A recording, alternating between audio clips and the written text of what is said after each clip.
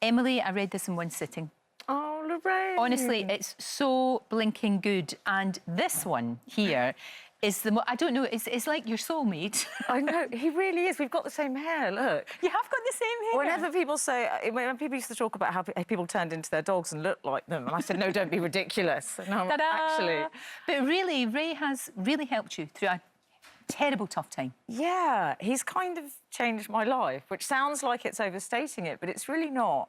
And I would compare, you know, what I went through. I did go through a phase, which I'm sure lots of people do when they go through grief and loss, where I would hit the snooze button every morning. And now I just wake up and I laugh every morning because I woke up this morning and I've got this weird face who looks like the child of Chewbacca staring at me.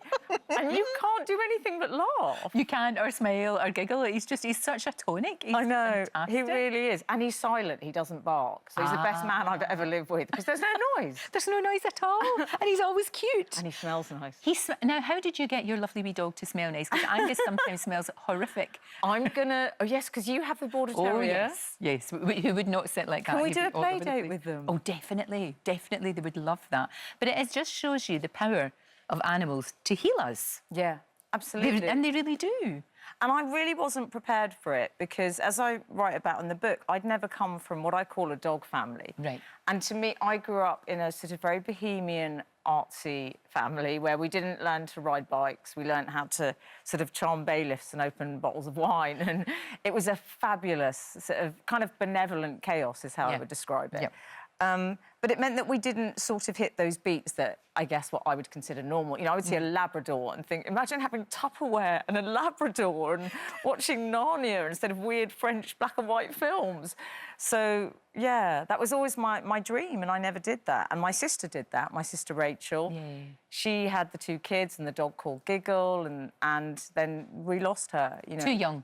Too young. She was too young, Lorraine, and it was just really one of those weird things where she went from, I'm feeling a bit fluey, and then 3.5 weeks later, she was gone. That's terrible. And she had she's 2 daughters she has, so her eldest, Mimi, was 10, and her youngest was only 1. She had her first birthday a week before my sister died, which was really tragic, but, you know, I think... I'm hoping anyway, you know, we keep her memory alive for the girls, Very obviously. much so. And the dog was her dog, Giggle, my sister's dog. That just surprised me how... Just the sort of restorative power of dogs. Yeah. Because they live in the present, you know that. That's true, that's absolutely true. So really, this one has changed such a lot. And what I loved about it, you know, you talked about the memory alive. Your sister's memory is in your book. I mean, when you're... you're gonna get me crying. But it's true. And when your nieces read that, and I'm sure they have, but when they're a wee bit older as well, maybe to understand it a wee bit better, they'll see what a lovely person their mum was. I really hope they really so. will. I really and you know, she was a rounded person. I'm sure she could be very annoying at times as well. But really annoying. But that's normal. That's absolutely normal. Well, exactly, and I think it's important. You know, there is that tendency when you lose someone to, right, I'm getting to the emotional bit and you're ruining it, to sort of slightly deify them and turn them into these sort of angels. Exactly. And that's why, you know, I want for her girls to say, no, sometimes she wore terrible clothes and, you know, she wasn't always perfect. But, yeah, it's been an interesting journey and an incredible journey, but he is just at the heart of it. And honestly, I can't believe I went for so long without a dog, Lorraine. Well, you had a similar thing, because it's when your daughter that's right. home. She wanted one. She wanted a wee dog, and then when she left, we got Angus, and it's not like replacing her, for goodness sake, but I think it's just Sorry, lovely. Rosie, you can't come home. No, but it's that thing of, it doesn't matter how long you're away for, it could be 2 minutes or 2 weeks, and you get the same enthusiastic welcome. Which is enthusiastic. I literally feel like I've won the World Cup every time I come home. You're here. And also, I think it's just that thing that, unlike human beings, apologies to any human beings listening, but dogs don't have baggage. No. So you know how they don't walk into the room and say, oh, I'm suddenly really angry about that argument we had in 1994. They're just so consistent. Exactly. But yeah, I think there's something very special. No, he's really helped you. How did you find him? Go and see Lorraine. Oh, gosh. Go on, you need another cuddle. I do need another cuddle. Come here to Mama, Baba. It's so weird, isn't it, having a dog this cute? Because you'll just have to get used to being the support act. He's the headline now. Do you know what? It's true. Everybody's been ignoring you all morning.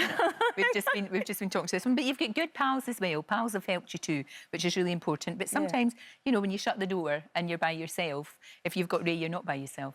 It's true. Good, you know. And I think it's that sense that also just the practical thing of having to get up in the morning when you're having a bad day, going for walks. which makes you sound like some weird person posting pictures of clouds on Instagram with a quote. No. But it did really help me, that, Lorraine, because it was like, right, I've got to go up and face the day. Yeah. Whatever, you know, however bad I'm feeling. Sure. And yeah, that whole, again, it's a cliche, but it's that living in the moment. It's just, he's so impulsive and spontaneous and happy and joyful, and it's kind of made me a bit more like that. And it's made me, I don't get road rage anymore because of him. Because I was in the car and I ended up, you know when you shout at a driver when you're on your own? A bit like Alan Partridge. I think I said, when's your test? And then I saw Ray looking at me like, what's wrong with you? Oh, and he stopped you from being horrible? Yeah. I love that. It's a fantastic book, Emily. It's a book, you don't need to have lost someone to appreciate this book. If you have, you'll appreciate it on a different level. But it's just such a great story, and it's funny. It's funny, and it's you. You've got to turn it into a TV series. That's the next thing to sort out.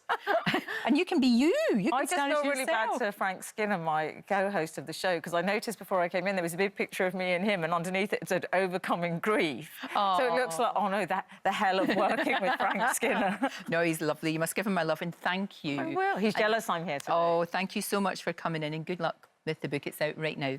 It's called Everyone Died, So I Got a Dog by Emily.